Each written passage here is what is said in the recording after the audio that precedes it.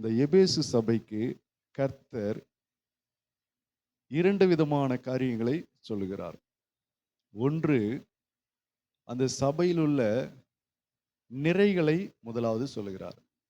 இரண்டாவது, அந்த சபைகளில் உள்ள குறைகளை கர்த்தர் சொல்லுகிறார்.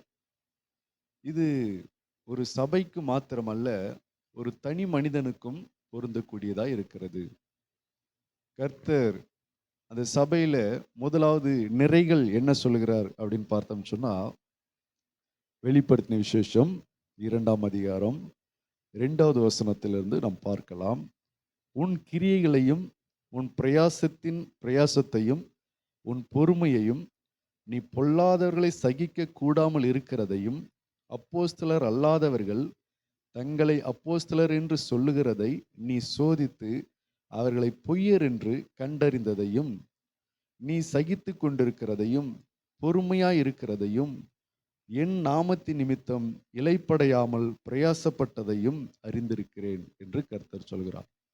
இந்த சபைக்கு, அந்த சபையில் உள்ள நிறைகளை கர்த்தர் அவர் சொல்லுகிறதை பார்க்கிறோம். அவர்கள் பிரயாசப்பட்டது, அவர்கள் இளைப்படையாமல் பிரயாசப்பட்டது, அவர்கள் சகித்து கொண்டிருக்கிற காரியங்கள், அவர்கள் தேவனுக்காக செய்த அநேக விதமான நல்ல காரியங்கள் நிறைய உண்டு. அதை முதலாவது அவர் கர்த்தர் சொல்லுகிறார். அவருடைய கிரியைகளை சொல்லுகிறார், அவருடைய பிரயாசத்தை சொல்கிறார், அவருடைய பொறுமையை குறித்து சொல்கிறார், அவர் பொல்லாதவர்களை சகிக்க கூடாது இருக்கிற அந்த விஷயங்களை சொல்கிறார்.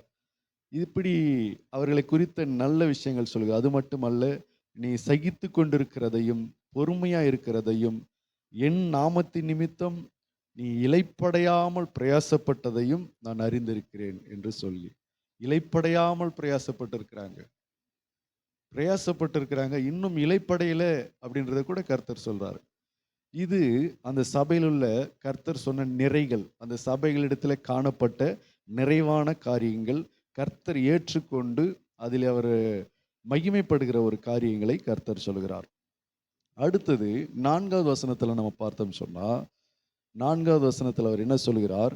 ஆனாலும் நீ ஆதியில் கொண்டிருந்த அன்பை விட்டாய் என்று உன் பேரில் எனக்கு குறை உண்டு.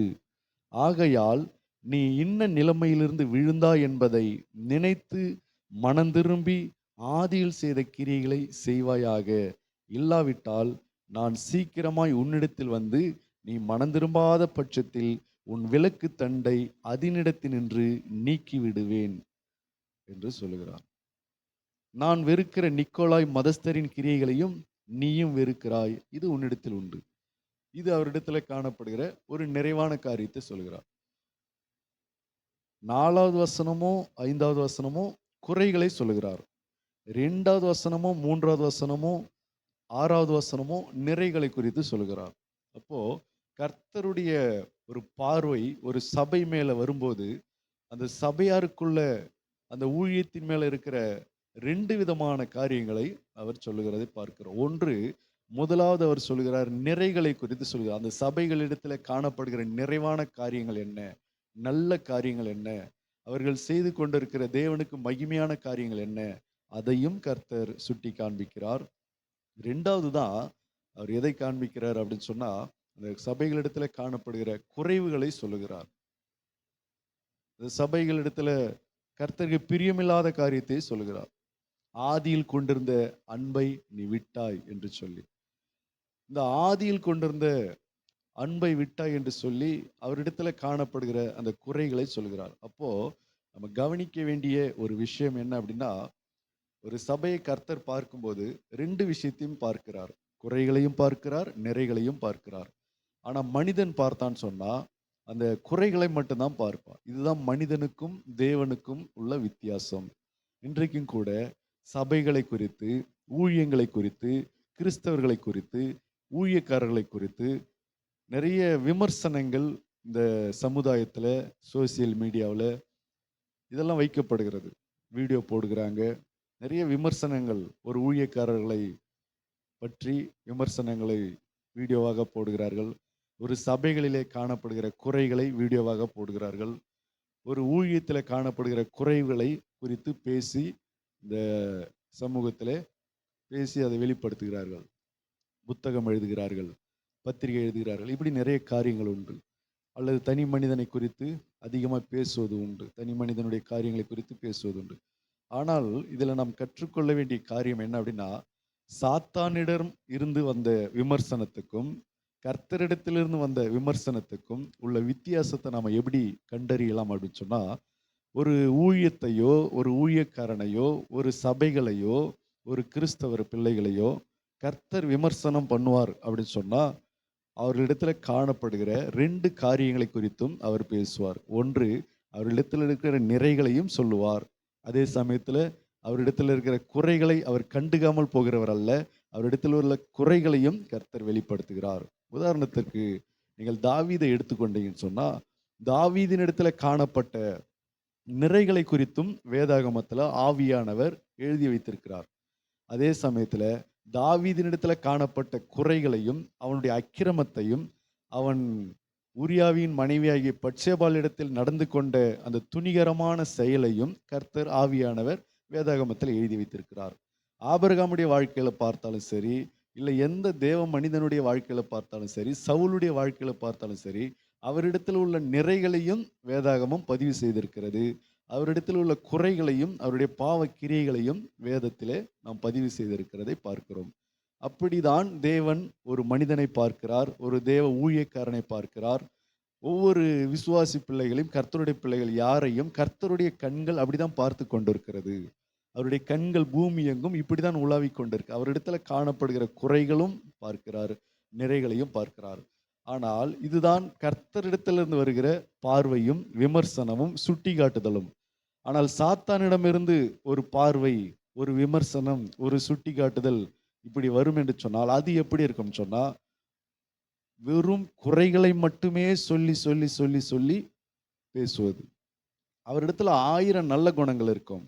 அந்த 1000 நல்ல குணங்கள், நல்ல நிறைய விஷயங்கள், நிறைய செயல்பாடுகள் இதெல்லாம் நிறைய இருக்கும். அதெல்லாம் பிசாசு அதை கண்டுக்கவும் மாட்டான், அதை எடுத்து பேசவும் மாட்டான், அதை எடுத்து காண்பிக்கவும் மாட்டான். அவன் எதை மட்டும் அவன் எடுத்து பேசுவான் அப்படின்னு சொன்னா, அவரிடத்துல காணப்படுகிற அந்த குறைகள், அவரிடத்துல காணப்படுகிற அந்த பாவங்கள், அவரிடத்துல காணப்படுகிற ஒரு சில மைனஸ் பாயிண்ட் இருக்கும்.